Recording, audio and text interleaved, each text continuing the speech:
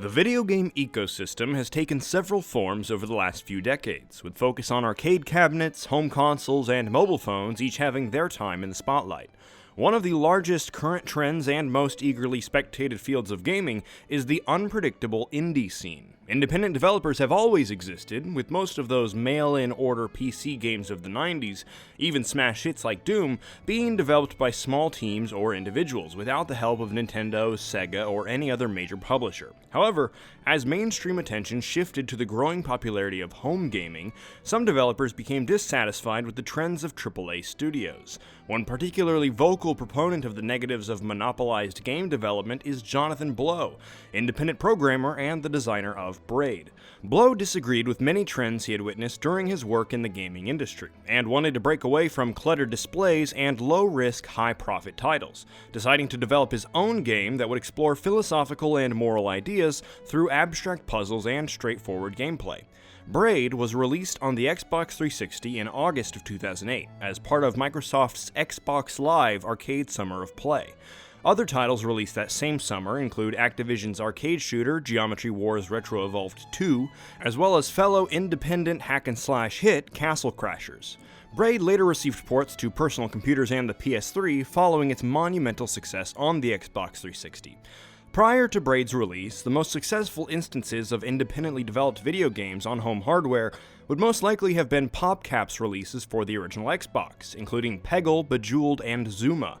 According to review aggregate site Metacritic, Braid is sitting at an impressive 93 out of 100, remaining one of the highest rated independently developed video games to this day, with a final resting place in the Xbox 360 library as the top rated arcade title and 10th highest rated game for the entire console. As if the original wasn't worth playing on its own, an anniversary edition of Braid is currently in the works, and is planned to release on every major platform with updated graphics and developer commentary. This is a title that anyone interested in the history of video games should play, and to prove that, we'll be discussing what's so great about Braid.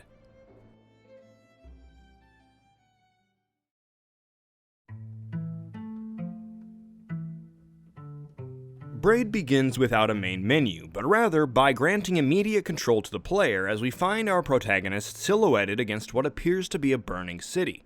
In the midst of this chaotic scene, players will stumble across a quiet, vacant house where each of the game's worlds can be accessed. As the narrative is presented through a handful of books, we gather that our main character is Tim, and he is attempting to rescue a princess from an evil monster. These circumstances are supposedly due to multiple mistakes Tim made during his time with the princess several years ago.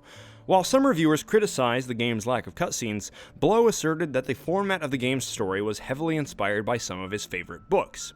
That certainly comes as no surprise as one experiences the game, unraveling this well-written story through the same struggles and perspectives witnessed by Tim. As for the overall objective of the game, the player must collect puzzle pieces on each stage and piece them together in order to gather more information about Tim's life and the events pertaining to him and this aforementioned princess. All of these puzzle pieces are technically attainable on your first run through each level, as the mechanics available to the player don't change as progress is made.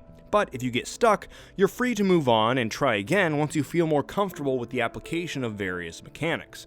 Upon returning to the empty house between each world, the player is welcome to fit together whichever jigsaw pieces they've collected into large framed snippets of Tim's life. As the player pieces together each painting, they'll begin to understand more about what sort of mistakes Tim has made in the past. With each painting completed, another rung of the ladder leading to the hub house's attic will be installed. Once all 5 paintings and ladder segments have been completed, the player will be able to finally piece together the remainder of the story. As of the start of the game, it appears that Tim is only capable of walking, jumping, and climbing ladders, with each of these functions taught in the game's first stage alongside some simple signs and Mario-inspired enemies. However, the key feature in Braid's gameplay is the manipulation and exploration of time. There aren't necessarily any lives to be lost while playing Braid. Instead, whenever Tim is harmed, no matter if it comes from a fall into a spiked pit or just bumping into an enemy, the player is prompted to rewind, as far as they'd like in fact. This creates a system in which the player is immediately free to apply whatever they've learned about their objectives and obstacles, and can try again without restarting the level and having to reach where they were before their mistake. Without lives to burn through, Braid's only true form of failure is giving up. While the manipulation of time has been present in other popular titles, such as Prince of Persia: The Sands of Time as well as Time Shift, Blow felt these games lacked consequences to their mechanics, simply allowing players to rewind and get out of a jam, rather than using the flow of time to impact gameplay and what the player was limited to. The foundation for Braid's experience, both in story and gameplay, relies around the concept of rewarding those who learn from their mistakes, rather than punishing them for their error in the first place. Every level is composed of 2 or 3 individual puzzles which the player can often perform in any order. The puzzles in Braid are brilliantly designed and tell you everything you need to know in order to solve it, then make you feel like an idiot for several minutes until you finally piece it together and feel like a genius. All of the mechanics are there from the start, and no one pops in to explain every new feature and how the player can utilize it. Instead, you simply put the pieces together yourself and marvel at the fruits of your labor. Rather than Tim's abilities changing as the story goes on, the application of every basic function in the player's arsenal changes drastically in the context of different stages. For instance, in World 4, time moves with you, playing forward as Tim scrolls to the right, backward to the left, and freezing when the player stands still. Some objects, which emit a green sparkle, are unaffected by the player's ability to rewind and do require more specific timing with how you utilize the time-based mechanic. If the player stands on some of these glowing objects, they themselves will be unaffected by the flow of time and can navigate other obstacles that are based on timers. Each world's unique mechanic represents significant motifs in the story, connecting the two without stuffing obvious metaphors or explanations down the player's throat. The more complicated stages and mechanics present themselves during the most turbulent moments of Tim's life, or at least how he remembers them. I'll avoid spoiling exactly what I mean by this, but I think this is the first time I've thought that a character had a sad ability. It makes perfect sense in the context of the story, and it's a brilliant puzzle mechanic, but there is at least one feature in the game that makes you sympathize with Tim's journey without it really even being discussed. Braid features unique artwork designed by David Hellman, creator of the webcomic A Lesson Learned But the Damage is Irreversible from 2004 to 2013. The implementation of handcrafted environments and an oil paint aesthetic set Braid apart from most other early indie games, which often relied on flash animation or basic pixel art, aging much more poorly than Hellman's designs. While standing still, the background looks like an oil painting, but it's actually composed of several overlapping layers that allow for a greater sense of depth in the world, expanding even further with flickering and fading particle effects which appear in multiple layers. The fading lights in the game's foreground are reminiscent of sunlight streaming through moving clouds, and each environment has some form of movement which helps to convey the flow of time, both forward and backward. Some examples of this include the rotation of the sun or falling rain. The music in this game is calm, pleasing, and contributes just as much to the overall experience as the visuals. At first, I was simply appreciating the soundtrack for its atmospheric quality, but then I realized it actually sounds good both forward and backward, thanks to its simplistic composition. Though you can obviously tell it's being played backward, it's hard to make the pluck of a harp and a single melodic line of a violin sound unpleasant. Designer Jonathan Blow exclusively selected long-form licensed musical pieces rather than having original pieces composed for the game in order to blend with the game's simplistic visuals as well as avoid the obvious looping of traditional video game melodies.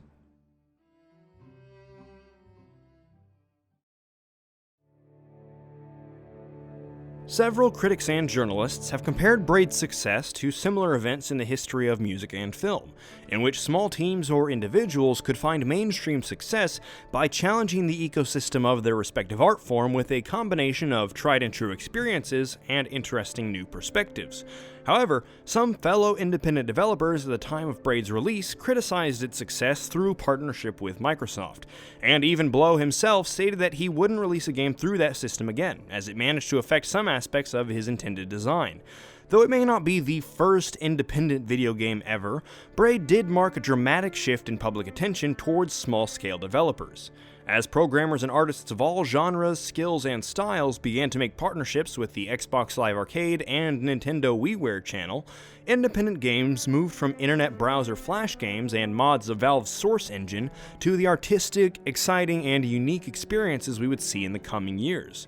Even some popular PC freeware titles like Spelunky and the Japanese exclusive Cave Story would take advantage of these new channels to port their titles which would otherwise have been unseen by the masses.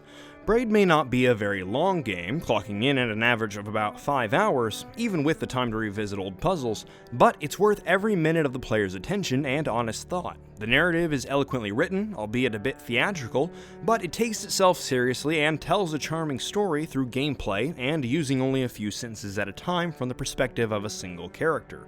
Braid's continuously entertaining gameplay worms its way into your brain in the same way as Tetris, causing you to think about its mechanics in real-world situations after playing, and drawing you back to finish those puzzles you left unsolved. More importantly than all of this, Braid is a historically significant game, independent or not, which challenged the direction that the gaming industry was headed, and delivered on every front to impact the way gamers and the industry as a whole saw video games, as a unique interactive pastime, as well as an artistic medium. That is what's so great about Braid.